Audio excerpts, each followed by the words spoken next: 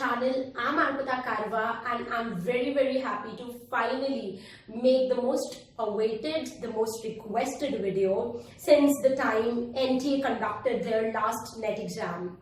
Now, I know that a lot of you are glued to the TV screen or maybe to your mobile phones and you're actually waiting for me to answer your doubts, to talk about the paper pattern, to talk about how I found the paper. But before I would do that, I would like you to ponder upon a fact.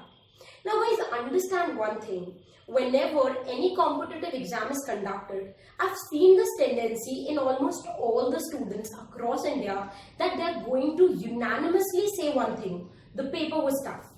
Now, even though a student who has done really well on the day of the exam and who is confident that he or she will pass, even that student, when listens to this message from 10 of his or her friends, he is also going to say the same thing, that the paper was tough. What happens is that society is going to have such a great impact in our brains that we forget our own individualistic thinking. Now, the students who will say the paper was tough are mostly the students who have not studied well. And for them, definitely the paper is tough because they don't know half of the syllabus. But the students who are actually confident about the paper and who have done really well, they also go into the same lane. Okay, so now my question to you is, can you sit down and for once look at the paper and then analyze it yourself rather than looking at other persons or other people's analysis? Now understand the fact, guys. Literature always encourages students to think individually. Literature says that we must not go by what society says, because society can be wrong at times, and that is what literature keeps on pointing out. Now, for you being a literature student, it's very important to understand that your own gut feeling, your own conscious, your own brain is going to tell you how was the paper. And this how was the paper can differ from person to person. So in this video, I'm going to break lots of myths of you guys and I'm going to give my interpretation, my analysis of the latest NTA UGC NET December 2018 Paper 2 of English Literature. Now, before I talk about the minute details of the paper, I would like to mention that I've already uploaded the official question paper and answer key on my website arpitakarwa.com. So if you want to see the recent paper that happened on 22nd December, then you can go to the link given in the description box below and check out the official question paper and the answer key. Now, for your convenience, I divided the entire paper in 3 sections and we are going to look at all the 3 sections one by one. And after looking at the 3 sections, I would definitely look forward to see your response about the paper. And I'm pretty sure that your perspective about the paper will change after this video. To begin with, let's first talk about section 1. Section 1 comprised of 50% of the paper. And this 50% paper, which I categorize as section 1, are the most easy or direct questions. Now, if you look at literature, you'll find that there are few works which are extremely important and you must study them in detail. Okay, or at least I make sure that all my students study it in detail. Okay, so there were direct questions from Canterbury Tales, from Pilgrim Progress, from Thomas More's Utopia. Then there were questions from my module number 9, that is literary groups and movement, fireside poets. Then direct questions from criticism. They were talking about Horace and what is the theory of poetry according to him. Then they were talking about other simple quotes by different writers. If you look at the paper very deeply, you will find that some questions were really easy for you to attempt.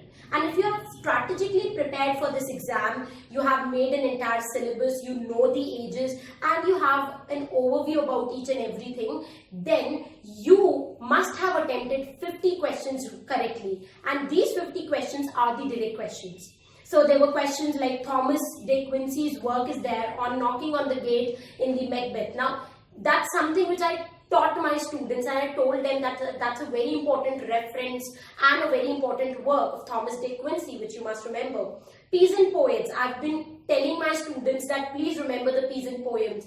Then Lollards, who are the Lollards? So if you talk about the age of revival, you talk about the Anglo-Norman period, you will come across this term again and again. So if you look at the paper and if you've studied thoroughly, you have revised it at least twice, then in the paper you must have spotted 50 questions which were direct and which were very easy for you to attempt correctly. Coming on to section 2. Section 2 comprised of 30% of the paper, and these 30% questions were conceptual questions. Section 1 comprised of 50% of the paper and section 2 comprised of 30% of the paper. Now this section number 2, these questions were not difficult, they were tricky. Okay, now this particular section, when I was actually putting questions under different categories, when I was actually looking at the questions in section 2, I found that this section reminds me of a very famous speech by Steve Jobs. If you remember, Steve Jobs went to a graduation ceremony at a college, and there he gave a speech which is famously known as Connect the Dots. And in that speech, he very beautifully mentions that now when I connect the dots, I can see that my entire life made sense. So all those mistakes, all those success, all of them, they were linked together, and now I can make complete sense out of them. The same thing happens in the question paper when you are attempting the conceptual questions. Now these questions were from what you have studied, but they were not direct, they were indirect. For example, when I was talking to my students about the Victorian age, in different works of Charles Dickens, of Elizabeth Gaskell, in the introduction to the background of Victorian age, I've mentioned different acts which were passed, different movements that happened during the Victorian period. And now the question paper had a question where they asked that which of these acts were not passed during the Victorian age. Now if you have gone through thoroughly all the writers of the Victorian age, it becomes very easy for you to identify that which of the act is not there in the Victorian age. Another interesting question was from Shakespeare's Tempest, where they gave few lines about a women's beauty, and they asked that from which Shakespearean play are these lines from. Now, if you know the essence of Tempest, if you know the character analysis, then it's very easy for you to understand that such lines could have been only from the play, that is Shakespeare's Tempest. Another interesting question from this category is when they have given you lines from different novels and they have given you lines from different essays. For example, they have quoted lines from Tom Jones. Now, quoting lines from Tom Jones, you might wonder that, okay, do I need to read Tom Jones line by line? Even though you read, will you remember it on the day of the exam? No. But if you have understood the concept of Tom Jones, if you are very good at understanding the theme, the symbols, the characters, then it becomes very easy for you to identify from which particular work are these lines taken from, or what are these lines trying to say. The same happened in the case of Roland Barthes' essay, Essence. Now, nobody actually read Essence line by line, but if you know the concepts of Roland Barthes, if you have looked into the literary theory topic in very detail, then it becomes very easy for you to use your logic, connect the dots, and then answer the question. So section 2 is a new inclusion in the paper in which they are going to make the paper tricky by asking you indirect questions. Now, when I was talking to my students, there were a lot of students who proudly said that, ma'am, when we were attempting such questions, your audio lectures were a boon to us because we were able to connect different audio lectures together and we were able to attempt those questions correctly. Direct questions are directly from what I'm teaching, but your knowledge and your intelligence takes a new leap when you understand the concept so beautifully that even the tricky questions cannot confuse you. So if you look at the paper, you'll find that 50% plus 30%, 80% paper is actually from what you are learning. okay, or from what you have already learned. So there's nothing to get disheartened. It's just that you not only need to mug up certain things, but your concept should be crystal clear. If you are very good at mugging up, then you can only attend the 50% portion. But if you are very good at conceptual understanding, when I teach my students literary theory, I make sure that they understand each and everything in detail. It's not just about mugging up that this theorist has given this term or this theorist has coined this term. It's about understanding what the theorist tries to say and how this particular concept can be used in different novels, in different literary genres, and how we can beautify different literary works. And now we move on to the third section. This is the section because of which you all say that the paper was tough. And this section contains all the unexpected questions. In any competitive exam, you are going to have about 10 to 20% questions which are from out of the syllabus, or maybe you can say that these questions were never asked before. But that's the beauty of an exam. That is how you mark or you trace your preparation. You progress. I've been a follower of Michael Jackson, and Michael Jackson used to say a beautiful thing, that never in my life have I slept before learning a new dance step. And that is why we call him the Michael Jackson. Okay, so if you look at these unexpected questions, this is where the scope of improvement lies. I feel very happy when I spot any unexpected question in a paper, because that is how I am going to learn something new.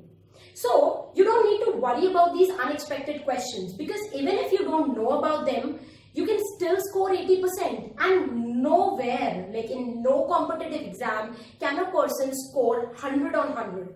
100% cutoff kahin bhi nahi jata hai. That means that the paper is designed in such a manner that they are going to put a few unexpected questions so that the cutoff will drop. And that's how the system rules. So my advice to you would be that please don't focus on section C, because section C is where you are going to learn something new. But even if on the day of the exam you don't know questions from section C, you still have section A and section B in your hands. You can still score 80% if you are preparing in the right way, in the right manner.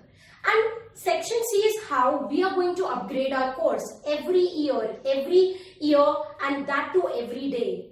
Okay, we learn new types of things, we add it in our course, we give it to the students. So this is how, as teachers, we progress, as students, you progress. We always need to keep our mental elbowed on. That means we should never stop learning. So if there would be no questions from this unexpected set, then I can say that I have mastered literature. But as we all know that literature is like an ocean, and what we know is just a drop of it.